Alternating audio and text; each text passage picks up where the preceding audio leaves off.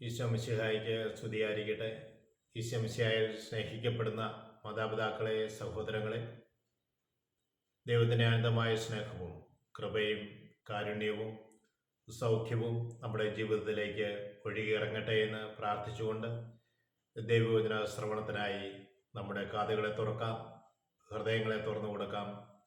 ദൈവത്തിൻ്റെ ആത്മാവ് നമ്മളിൽ വ്യാപരിക്കട്ടെ.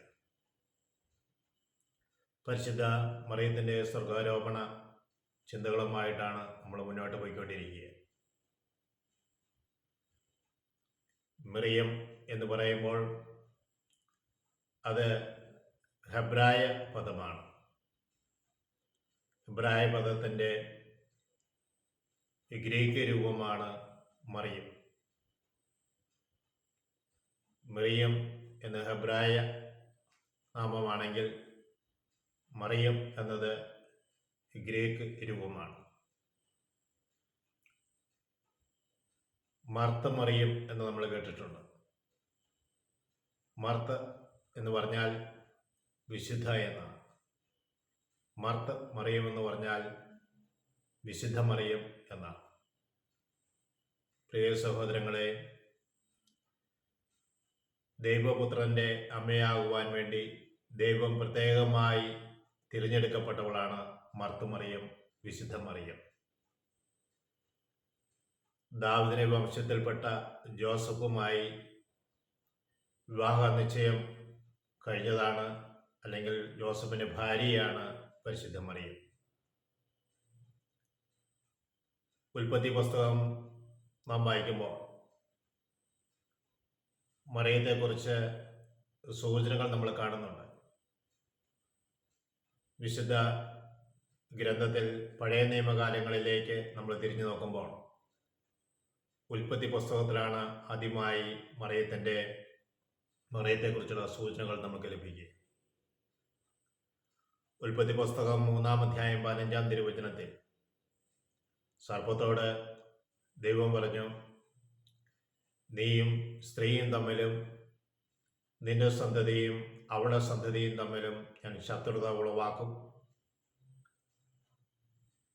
അവളുടെ സന്തതി, അവൻ നിന്റെ സന്തതിയുടെ തല തകർക്കും. സഭാ പണ്ഡിതന്മാർ പറയുന്നത് ആ സ്ത്രീയും അവളുടെ മകനും എന്ന് പറയുന്നത് വിശുദ്ധ മറിയവും അവളുടെ പുത്രനായ ദൈവവുമായ മിശിഹായാണ്. യെശയ്യാ പ്രവാചകന്റെ പുസ്തകത്തിലും 7-ാം അധ്യായം 14-ാം തിരുവചനത്തിലും നമ്മൾ കാണുന്നുണ്ട്. യെശയ്യാ പ്രവാചകൻ ദാവീദ് വംശത്തിൽപ്പെട്ടവരായിട്ട് പറയുന്ന കാര്യങ്ങളാണ്.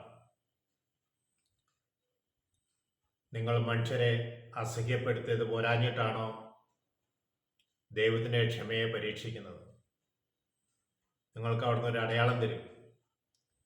കന്യക ഗർഭം ധരിച്ച് ഒരു പുത്രനെ പ്രസവിക്കും, അവൻ എമ്മാനുവൽ എന്ന് വിളിക്കപ്പെടും.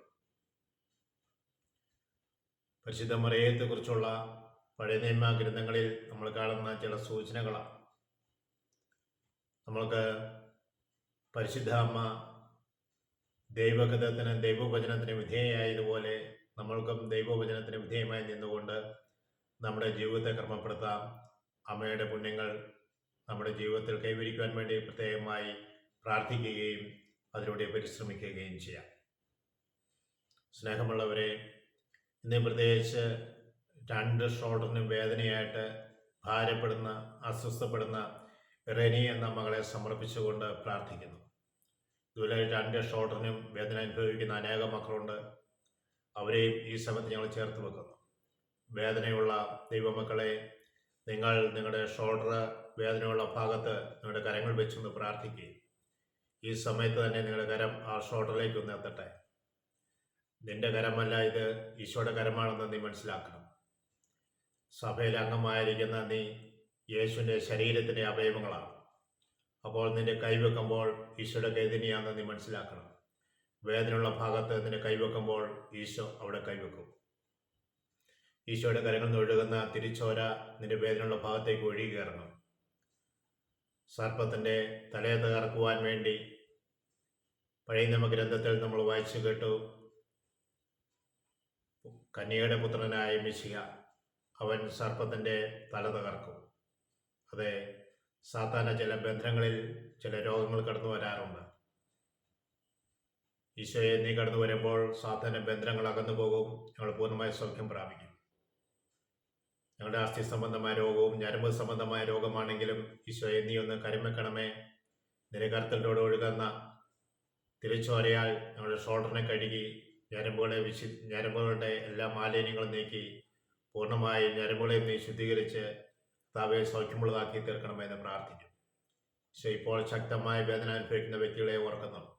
കർത്താവ് ഇപ്പോൾ വലത് കൈയുടെ ഷോൾഡറിന് ശക്തമായ വേദനയും കൈക്ക് പൊതുവെ മരവിപ്പും കർത്താവെ കോരിത്തരിക്കുന്ന ഒരു അനുഭവം ഇപ്പോൾ അനുഭവപ്പെടുന്ന അനേക വ്യക്തികളുണ്ട്.